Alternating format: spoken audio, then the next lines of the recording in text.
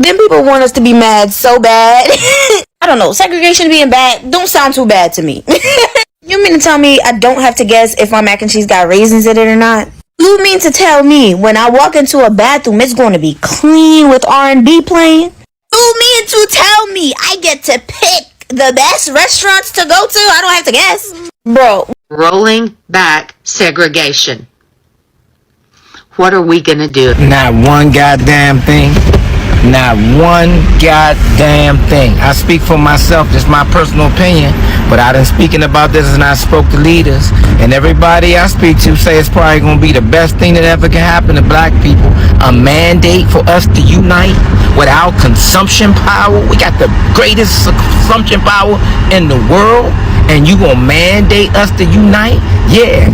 Ever since we integrated, our economic state has been worse. Our families have been torn apart. And when we made a decision to chose that, we got what we got now. And everybody that I see, that's why you don't hear no outcry from black people about this new executive order about segregation. I don't think we give a damn about it. How do you feel about the segregation ban? I already know how people of color feel in other minorities, but what about y'all? How do you feel about this? Like, are you happy? I know that's kind of like a setup, huh? Because if you're all like, yeah, then I'm like, oh, we found him. But no, I'm like curious, like, because I mean, it doesn't really affect you. Welcome everyone to the channel. I hope you're all doing good. What if everything that you thought you knew was wrong? You know, for generations there has been a deeply rooted belief that Black Americans lived in fear of segregation, that the past was something to run from, something too painful to confront head on. But now something has changed, and that shift, it's making a lot of people very much uncomfortable. So guys, let me roll these clips. I'll be coming back with more commentaries, and in case of any thoughts, kindly feel free to let me know in the comment section, and kindly subscribe to this channel. Stay tuned. We're about to be living like the kings and queens that we are, and I feel like this is going to backfire real bad, because realistically we make everything. Nobody is gonna want to go to the other side. Even the people that aren't on that side but are, you know, the ones with common sense, they're gonna be so mad. They're gonna be on one side with the boring cookout and then looking at the other side with our cookout, and they're gonna be looking like, why did y'all do this? Me personally, I feel like segregation being back is just grounds for we're about to take over everything. You know what? I'm looking forward to it. I can't wait. I really can't, because that sounds lit. Is segregation still a threat to the black community? That is a question that so many white people have in their minds, and recently they are just waking up to the fact that black people are not afraid of separation. If anything, it is white people who are afraid of separation. They are afraid of being separated from the black community or from black people. So always you'll find a white person in a black person's business. They're always afraid. They fear this separation simply because they now know that today more than ever black people are waking up. They are waking up to so many facts that we will be discussing in this video. So brothers and sisters, I hope you're doing fine wherever you're tuning in from. So without wasting any time, let's get to watch these stitches that I've put together for you. These are stitches that are very educative, they're very informative. So if at all you find them interesting, give this video a thumbs up, share the video to a like-minded person, and most importantly, subscribe to this channel. And as usual, let me know what your thoughts are concerning all these in the comment section. The reality is that black people live very, very full lives, and white people aren't even a thought. Like, black people tend to live their lives in a way where we do not think about what white people are doing. And that is very true, it is very factual. A lot of black people only interact with white people because they go to work with them, right? So if they do not work with white people and you're black, how many times are you socializing with white people outside of work? For a lot of black people, you don't really socialize a lot of times at work, after work, you know, with white people. And so when you have that reality, then it begs for you to be able to go down a line of questioning. right? Which is, what is the issue with segregation? And I've seen some white people on here that was like, white people should be saying that segregation is bad. And the reality is that no, that's not really the problem, right? Because the problem is that we were separate and not equal. That's the problem. It was the maltreatment. Because the reality is that we are no longer segregated, but yet we are still mistreated. We still are not offered the same amount of opportunities. We are still not paid the same rate. We are still not afforded the equality of it. So what white people did was, okay, fine, we will desegregate. It's fine. But once black people entered these spaces, we were still being mistreated. And so the question could actually be, if we had equality, right? If we had equal access to buying land, equal access to be able to garner wealth, equal pay, and we were never desegregated, would desegregation actually be necessary? And there is when you take a look at what was happening with the Tulsa riot, is the fact that black people were equal and separate. Right? They had land, they had businesses, they were accruing wealth. It was the wealthiest black community. And white people who were not a part of the community, very much separate, and yet we are equal, right? They have banks, they have people that build, they have people that, grocery stores, they have houses, they have neighborhoods, they have milkmen, they have mailmen. White people have their own neighborhoods, white people have their own businesses, white people have their own groceries, white people have their own things, separate but very much equal. And white people looked over and said, what are they doing over there? And bombed it, right? Because otherwise, if black people continue on prospering on their own, why would any black person say, I need to be over there? There's an argument for that. And so then when you look further, taking a look at desegregation, right? Whose lives improved due to closer proximity of white and black people? White people. Their lives improved. Their logic improved. All of a sudden, they begin to be enlightened on the reality of the fact that they themselves were lied to. Otherwise, had they not come into proximity with black people, there is no reason for them to believe that their ancestors ever did anything wrong. Or there's also no reason to believe that they are more like black people than what they were told. Because many, many years ago, the Republican Party, right, they said that the way that you are able to steal from poor white people is to convince them that they're better than black people. And if you can convince them of that. So guys, right now tensions are rising. Yes, and tensions are rising as this shocking shift in perspectives is catching many off guard. For years assumptions were made about fear and also about control and history. But now those narratives are being challenged in a powerful way. So in this video, we are just here to explore these reactions, the conversations, and the deeper meaning behind this moment. Why are some people panicking? What has changed? And what does this say about the current social climate in America?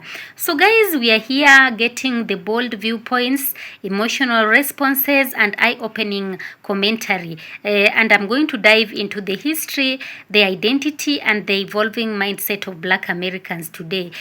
This is more than just a reaction. It is a wake-up call that is sparking debate across communities. So just watch till the end and share your thoughts, because this is a conversation everyone is talking about. Let's get into this remaining clip. I'll be back.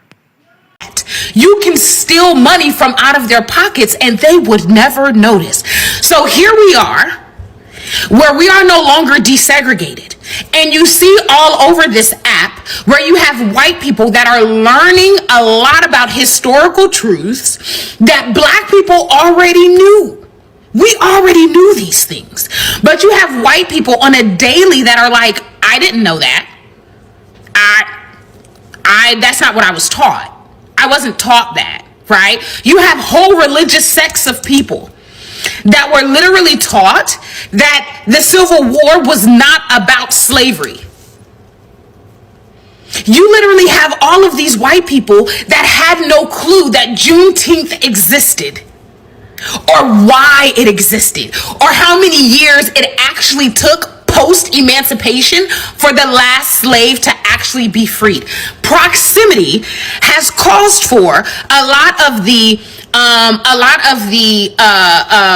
misinformation fed to white people to perpetuate racism to be dismantled. And so you literally have people that are white nationalists. I need you to follow. You literally have people that are white nationalists that are now running the Republican Party, right? In order for them to bring white people back into subjugation, we have to separate them from minorities, because they are learning truths that causes it to be extremely difficult for us to tell them that black people are subservient, because proximity means that you are able to identify where we overlap. Now they're understanding the humanity of minorities, and now they're not going to go along with the Aryan beliefs that white people are the elite race and they are better than another ethnic group and they deserve to have things by virtue of them being white. Do you see how segregation has nothing to do with black people and has everything to do with getting white people back in line? Are you understanding what's going on here? Because it's never for the sake of black people, which is why black people is like, we cool. Segregate, separate, illuminate, elucidate, do whatever you got to do. And that is a very true reality, because we have only known desegregation. But we have also only known that when we're in your proximity, we are still killed. We are still murdered. We are still mistreated. We are still shunned. We do not have the same access, even though we are in closer proximity. So if our lives have not changed by becoming in closer proximity, why would we continue to be close? Okay, separate us. But you have white people that are like, no, segregation is... You know, guys, for decades, the narrative was simple, and segregation was painted as a darker chapter, one that left scars so deep that the mere thought of it would bring fear, silence, and submission. And because of that belief, some people assumed control still existed, not physically, but psychologically. They believed the past still held power. But here is the reality. Today's generation is not responding the way many expected. Yes, instead of fear, we are seeing boldness. Instead of silence, there is conversation. And instead of retreat, there is confrontation. And across social media, even in interviews and everyday discussions, more black voices are speaking up. And not from a place of fear, but from a place of awareness. There is this growing understanding of history, of identity and self-worth that is reshaping the conversation entirely. And that shift is powerful. Yes, because when people stop being afraid of the past, they also stop being controlled by it. This is not about ignoring history. It is about understanding it and refusing to be defined by it. Yes, and that this is where the tension begins. Some people are reacting with confusion, others are reacting with frustration, and yes, some are reacting with outright panic. Yes, because when a long-held belief collapses, it forces uncomfortable questions. What else have we misunderstood? What control do we actually have now? And what happens next? The reality is, when narratives change, power dynamics shift, and not everyone is ready for that. Yes, so at its core, This moment is about more than just history. It is about perception. It is about who gets to define a reality and who gets to challenge it. Black Americans today are not just reacting to the past. They are redefining their place in the present. And that confidence, that clarity, it is disrupting expectations. Yes, this shift is sparking conversations everywhere, from the living rooms to online platforms. People are debating, people are questioning and reevaluating what they thought they knew.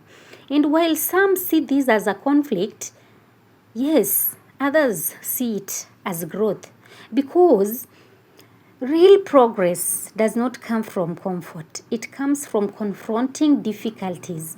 It comes from confronting difficult truths and moving forward with awareness. Yes, so the question is, are we witnessing fear or are we witnessing freedom? Kindly drop your thoughts in the comments, guys. Do you think this shift is being misunderstood or is it long overdue? Yeah, that is all I have, and if you found this perspective interesting, make sure to like, subscribe, and join the conversation, because this is bigger than just one moment. It is a turning point. Thank you so much for watching. Of course, all credit belongs to the original creators of the video. In this video, it's meant for educational purposes and commentary purposes as well. Thank you so much for watching. Thank you. Kindly give this video a thumbs up, share the video widely for it to get to a wider audience, and also subscribe and turn on that notification bell so that you don't miss on the next one. Thank you, be blessed, peace be with you. Until the next one, kindly don't forget to like, subscribe, comment, and share. Bye bye.